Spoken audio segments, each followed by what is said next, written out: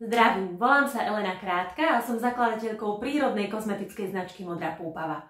Po 30 rokoch som sa rozhodla, že skončím s farbením vlasov. Ale to určite neznamená, že som sa prestala o seba starať. Práve naopak. A dnes by som vás chcela pozvať, aby ste sa ku mne pridali, ukážem vám moju vlasovú rutinu pre šedivé vlasy.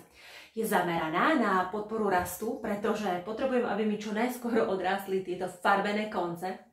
A chcem vrátiť vitalitu do šedivých vlasov. Ukážem vám, ako používam rozmarinovú kúru a prečo je kolagén súčasťou mojej starostlivosti o vlasy.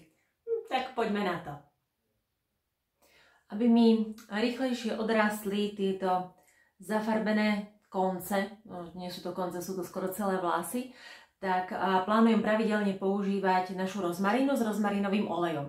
Ja som ju práve prestala používať, keď som si vlasy farbila, pretože ona podporuje rýchlosť rastu vlasov. A mne tie vlasy strašne rýchlo odrastali, hneď som tu mala, bolo mi vidno odrasty. A najhoršie mi držala farba tu. A to v podstate po farbení, možno hneď po 2-3 dňoch sa toto tu vyzmývalo. A bolo to škaredé, aj preto som sa rozhodla, že už s farbením končím. A vlastne to, čo chcem dosiahnuť, teda čo najskôr sa zbaviť tohto, aby mi to odrástlo, aby mi už ostala len moja pôvodná farba. A používať budem na to pravidelne 2-krát do týždňa rozmarínu. Premasírujem si s ňou pokožku, aby som podporila rýchlosť rastu. No a ako sa správne rozmarina používa? Ideálne je dať si ju takto na nejaký tanierik alebo do misky. Ja tu mám 30 stlačení pumpičky, toto množstvo je možno aj veľa na tieto moje polodlhé vlasy. A vlastne brúška prstov namočím do oleja a takto si votriem všetok olej do vlasovej pokožky a tu si premasírujem. Ideálne je, dá sa to hlavne cez víkend, aj teraz to robím vlastne v sobotu večer, a chcem si ju nechať pôsobiť celú noc a zajtra si zmiem vlasy, tak je to najlepšie nechať ju pôsobiť čo najdlhšie. Cez týždeň ju nebudem používať cez noc, lebo to si ráno nestihnem umyť vlasy, keď pôjdem do práce, takže to stačí potom len na pol hodinku spraviť si takú vlasovú kúru alebo vlasový zábal s rozmarinovým olejom, dobre ju votriť a premasírovať tie korienky. To je dôležité, čiže ona sa nevtiera do tých dĺžok, ale vtiera sa len do pokožky a nechá sa pôsobiť. Mám s ňou veľmi dobré skúsenosti po pôrode, keď som navrhla tú receptúru, po pôrode som ju používala, veľmi pekne mi obnovila rast vlasov, ale ako som už hovorila, prestala som ju používať, pretože keď som si začala farbiť vlasy, tak mi to strašne rýchlo odrastalo vďaka nej, tak som s tým skončila. Veľmi sa teším, pretože zase si ich budem pestovať a budem ich mať také pekné a vyživené vďaka rozmaríne. Takže ja už som si rozmarinu votrela do celej hlavy. Dopriala som si takú výdatnú 10-minútovú masáž, aby som trochu podporila prekrvenie vlasových korienkov. A ešte na záver si chcem prečesať tieto vlasy. Veľmi sa mi osvedčila táto obyčajná masážna kefa z DM-ky. A vlastne ešte aj ňou podporím prekrvenie pokožky, keď to takto prečešem.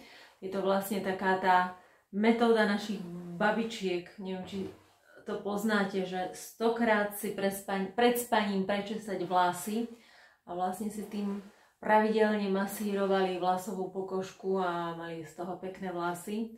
Takže môžete zaradiť tiež do rutiny takéto pravidelné prečesávanie kefou, netlačiť veľmi a nemala by škriabať tú pokožku, čiže len takto pekne, môžete aj všetkými smermi. Takže ešte taká dodatočná masáž navyše, aby sa tie vlasové korienky riadne prebudili, aby mi to trochu rýchlejšie rástlo. Moja víkendová vlasová rutina je hotová, Čiže mám rozmarínu dôkladne votretú a vmasírovanú do pokožky. Ja si pôjdem takto lahnúť, nechám rozmarínu pôsobiť celú noc. A nie, vankúš sa nezamastí, bude úplne v poriadku. A ráno si vlasy zmiem a normálne klasicky upravím. Rozmarína ide vymyť z vlasov veľmi dobre. Je vyrobená z ľahkých olejov a pokiaľ to neprežením s množstvom, že som si jej nedala veľa, tak dokonca sa vymýva aj na prvé jedno šampónovanie. A ešte jeden tip, ktorý určite stojí za vyskúšanie. Je to pravidelná masáž vlasovej pokožky. A niekoľko štúdií ukázalo, že už pár minút denne, presne 10 minút denne, môže zlepšiť prekrvenie a tým podporiť silnejšie a hustejšie vlasy. Stačí jemne premasírovať pokožku brúškami prstov alebo takouto kefou na sucho bez oleja. Presne takýto typ masáže robím práve v tie dni, keď nepoužívam rozmarínu. A okrem toho, že pomáha vlasom, je to aj veľmi príjemný spôsob, ako znížiť napätie a stres, ktoré môžu mať na vlasy väčší vplyv, než si myslíme. K mojej každodennej rutine patrí aj pravidelné užívanie kolagénu Juvénia. Práve Juvénii vďačím za to, že ešte aj v menopauze mám stále pevné a husté vlasy. Kľúčová je konzistentnosť v jej užívaní. Pravidelne každé ráno s raňajkami zjem 2 tobolky. To je presne odporúčané množstvo, ktoré bolo stanovené štúdiou, ktorá sledovala benefity nášho kolagénu pre zdravie, vitalitu, hustotu a podporu rastu vlasov. Preto je taká dôležitá Juvénia v mojej vlasovej rutine. A to je moja rutina pre prirodzené šedivé vlasy. Prestala som si ich farbiť, ale o to viac sa o ne teraz starám, pretože chcem hlavne, aby boli zdravé a vitálne. Ak sa vám toto video páčilo, budem rada, ak ho podporíte lajkom alebo odberom. Pokiaľ máte nejaké zaujímavé tipy, ako zlepšiť vitalitu šedivých vlasov, napíšte mi ich do komentárov. Každá dobrá rada sa zíde.